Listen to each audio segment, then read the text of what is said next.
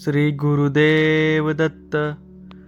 नमस्ते मित्रांनो, श्री गुरुदेव दत्त कृपा. आज आपण तुळा राशीचा 15 मे ते 31 मे 2026 या अत्यंत महत्त्वाच्या काळातील सखोल पंचांग आधारित, ग्रहस्थितीवर आधारित आणि कर्मफळ सिद्धांतांशी जोडलेले भविष्य एकाच विस्तृत प्रवाहात समजून घेणार आहोत.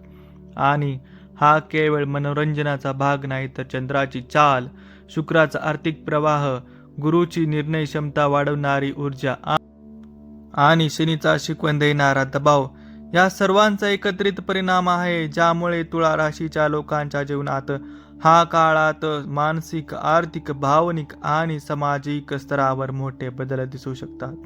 आणि सुरुवातीलाच स्पष्ट सांगायचे तर हा काळ स्थिरतेचा नाही, तर परिवर्तनाचा काळ आहे, जिथे बाहेरून गोष्टी सामान्य दिसतील, पण आतून निर्णय, भावना आणि दिशा पूर्ण बदलत जातील.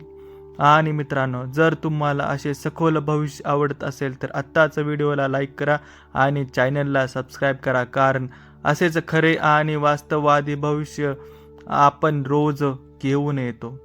आता सुरुवातीला 15 मे ते 20 मे या पहिल्या टप्प्यात चंद्राचा प्रभाव अधिक असल्यामुळे मनात विद्विधा अवस्था निर्माण होऊ शकते. जुन्या आठवणी पुन्हा सक्रिय होतील, अपूर्ण राहिलेले विचार सतत मनात येतील, काही जुने निर्णय पुन्हा विचारात घ्यावे लागतील आणि नवी संधी जवळ असूनही मन अस्थिर असल्याने निर्णय घेण्यास विलंब होईल. पण याच काळात एक अत्यंत महत्त्वाची गोष्ट घडते, ती म्हणजे जुने संपर्क पुन्हा सक्रिय होणे.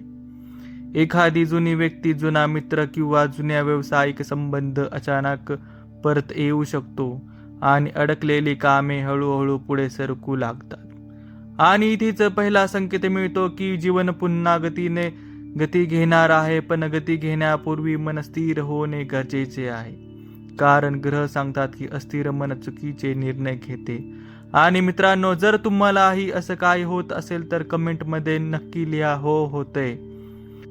21 ते 25 मे हा काळ शुक्राच्या प्रभावाखाली असल्यामुळे आर्थिक क्षेत्रात हालचाल वाढते आणि तुळा राशीच्या लोकांसाठी हा काळ धनयोग सक्रिय होण्याचा काळ म्हणता येईल, जिथे अचानक पैसा मिळण्याची शक्यता, जुना अडकलेला पैसा परत येणे, नवीन नोकरी किंवा व्यवसायात संधी येणार असे घटना घडू शकतात. पण इथे एक महत्त्वाचा इशारा आहे की पैसा ज्या वेगाने येतो त्याच वेगाने खर्चही वाढू शकतो. विशेषतः हा घरगुती खर्च, मोबाईल, इलेक्ट्रॉनिक वस्तू, कपडे किंवा अचानक प्रवास यामुळे आर्थिक संतुलन बिघडू शकते. म्हणून या काळात बचत आणि नियोजन अत्यंत आवश्यक आहे, कारण ग्रह स्पष्ट संकेत देतात की उत्पन्न वाढते, पण स्थैर्य टिकवणे कठीण जाते. आणि जर तुम्हाला आर्थिक बदल जाणवत असतील तर कमेंटमध्ये मनी मुवमेंट लिहा आणि व्हिडिओला लाईक करा. पुढे 26 ते 28 मे हा अत्यंत संवेदनशील काळ आहे, कारण या दिवसात संवादात गैरसमज निर्माण होण्याची शक्यता जास्त आहे. एखादी गोष्ट तुमच्या पद्धतीने समजली जाऊ शकते, जवळच्या व्यक्तीकडून अपेक्षाभंग होऊ शकतो, विश्वासात तुटकापणा निर्माण होऊ शकतो. भावनिक प्रतिक्रिया दिल्यामुळे नातेसंबंध आणि आर्थिक निर्णय दोन्ही प्रभावात होऊ शकतात. या काळात शांतता, संयम आणि मौन हेच सर्वात मोठे उपाय आहेत, कारण ग्रह स्पष्ट सांगतात की जो शांत राहतो तोच वाचतो. आणि इथेच एक मोठा मानसिक कसोटीचा काळ सुरू होतो, जिथे तुम्ही प्रक्रिया देता की संयम ठेवता ते तुमचं भविष्य ठरतं.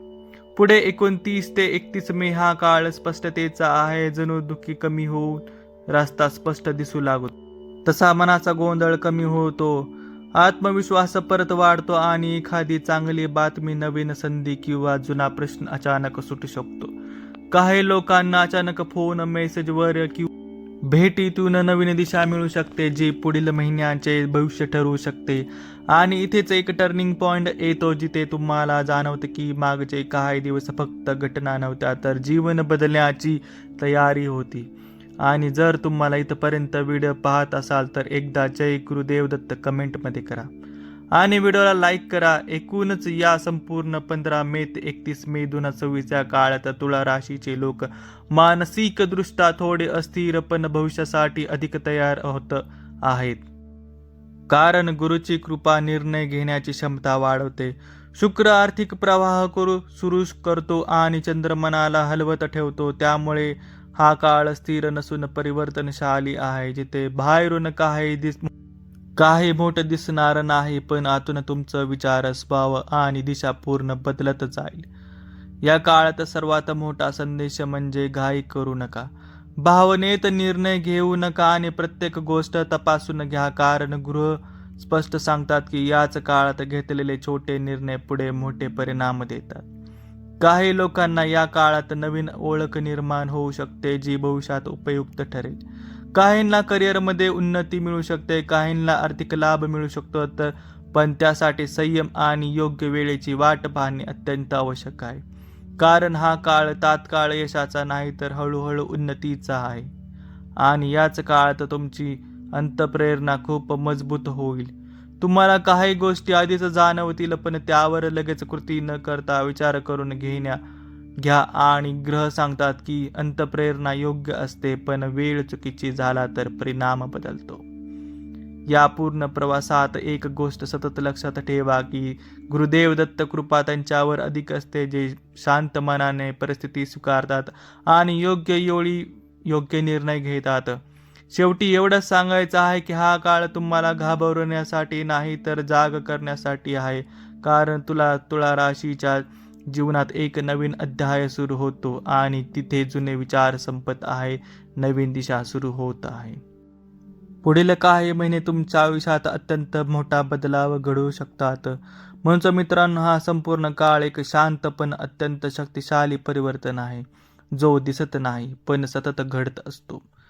आणि जर तुम्ही या प्रवाहासोबत चाललात तर तुमचं नशीब हळूहळू पण निश्चितपणे बदलत. गुरुदेव दत्त कृपा सदैव तुमच्यावर राहो.